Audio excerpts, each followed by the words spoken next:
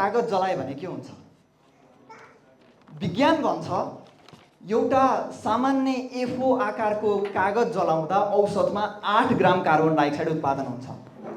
प्रत्येक नेपालीले हरेक वर्ष 0.3 टन कार्बन डाइअक्साइड उत्पादन गरे भनेर हामीलाई 17औं शताब्दीमा नै रामशाहले 26 स्थिति लेख्दै गर्दा खोला छेउको रुख काट्नु अपराध हो भनेर वातावरणीय उदारताको स्तम्भ गाडेको हाम्रो जस्तो मुलुकमा त्यो राष्ट्रको विज्ञ हामीलाई वातावरणको साक्षरता दिन आउँछ जुन राष्ट्रले नेपालभन्दा 420 गुणा बढी हरितगृह ग्यास उत्पादन गर्छ।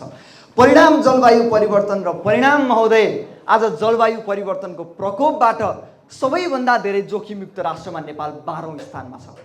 उपस्थित महानुभावहरू सम्पूर्णमा म नेपाल क्याम्पसमा BLLB अध्ययनरत गरिरहेको छात्र आशिष सापकोटा जलवायु न्याय र नेपाल भन्ने विषयमा आफ्नो धारणा राख्दै दुई हात जोडी न्यानो नमस्कार साथै हार्दिक अभिवादन टक्राउन चाहन्छु। आउनुहोस् एकपटक हामी 18औं शताब्दीमा फर्क्यौं। मानव सभ्यताको त्यस्तो कालखण्ड जब हाते मजदुरहरूलाई विशाल उद्योग र कल कारखानाहरूले विस्थापित गरिरहेका थिए, जब दुनियाँले पहिलो पटक औद्योगिक क्रान्तिको ताप देखिरहेको थियो। औद्योगिक क्रान्तिले विश्व अर्थतन्त्र उत्पादन र खपतमा उल्लेखनीय र आश्चर्यजनक प्रगति निम्त्यायो। तर यो सँगसँगै निम्त्यायो हरित गृह ग्यासको उल्कापात उत्पादन, रासायनिक फोहोरको डरलाग्दो डङ्गुर र निम्त्यायो वातावरणको निम्ति डरलाग्दो चुनौती। परिणाम स्वरूप आज तापक्रम र मौसममा उल्लेखनीय र ठोस उथलपुथल देखिन थाल्यो जसलाई हामी जलवायु परिवर्तन भनेर भन्छौँ। र महोदय जलवायु परिवर्तनको कारक तत्त्व बन्नको लागि त मानव यो विकसित देशहरूबीच कसिलो रसाकसी नै चलिरहेको छ। अमेरिकाले प्रत्येक वर्ष 6 बिलियन र चीनले प्रत्येक वर्ष 12 बिलियन मेट्रिक टन बराबरको हरितगृह ग्यास उत्पादन गर्छ। यी विकसित देशहरूको उत्पादनले गर्दा प्रकृतिबाट श्रापित हुनु परेको छ हामी जस्ता नेपाल, भुटान, गुयाना जस्ता अल्प विकसित र विकासोन्मुख राष्ट्रहरू।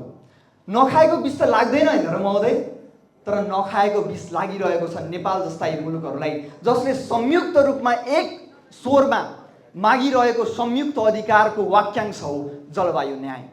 फेरि यो जलवायु न्यायको लागि कतै पनि केही पनि नभएको भने होइन। 1992 को रियो कन्भेन्सन, 1997 को क्योटो प्रोटोकल, 2015 को पेरिस एग्रिमेन्ट लगायतका थुप्रा अन्तर्राष्ट्रिय संयन्त्रहरूले एकमुष्ट रूपमा जलवायु न्यायको कन्सेप्टलाई अवधारणालाई अङ्गीकृत गरेका छन्।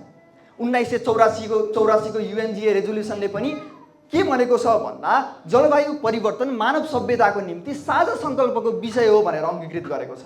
तर अन्तर्राष्ट्रिय सन्धि, सम्झौता, घोषणा, प्रतिबद्धता सबैमा एकमुष्ट रूपमा अङ्गीकृत गरिए तापनि विकसित राष्ट्रहरूले यसमा आँखा चिम्लेर बसिदिँदा उता कोप 15 कोपेनहेगनमा भइरहँदाखेरि मालदिप्सको मन्त्रीमण्डल समुद्रमुनि र नेपालको मन्त्रीमण्डल सगरमाथाको बेस क्याम्प काला पत्थरमा मन्त्रीमण्डलको बैठक बसिरहेको थियो।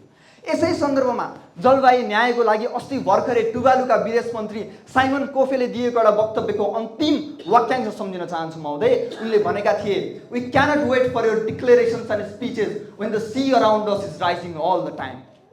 वातावरणीय कानुनमा एउटा सर्वमान्य सिद्धान्त छ, पोल्युटर्स पेज प्रिन्सिपल, जसले भन्छ जसले प्रदूषण गर्छ उसले क्षतिपूर्ति तिर्छ।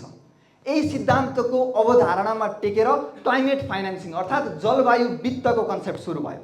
जलवायु वित्तलाई मूर्त रूप दिनको लागि कोप 16 बाट ग्रिन क्लाइमेट फन्डको सुरुवात भयो। तर विडम्बना महोदय, नेपालले प्राप्त गर्ने कुल जलवायु वित्तबाट प्राप्त गर्ने क्षतिपूर्ति मध्ये नेपालले प्रत्येक वर्ष मात्र 40% क्षतिपूर्ति प्राप्त गर्छ।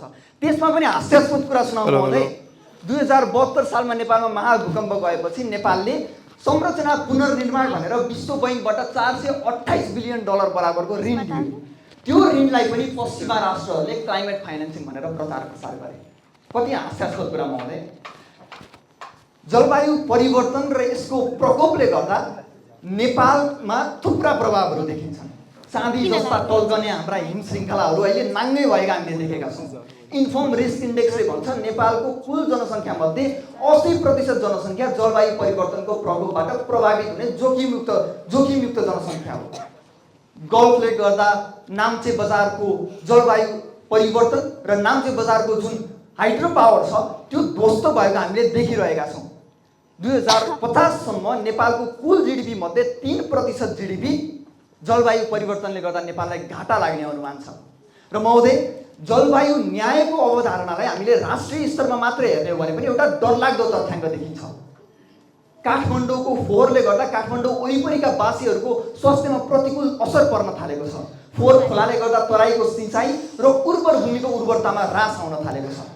इलामको चिया बगानदेखि चितवनको मौरी फार्मदेखि रुकुमको पानीघट्टासम्म जलवायु न्याय भन्ने शब्दलाई अहिले एकमुष्ट रूपमा सबैले उठाउँदै आएका छन्।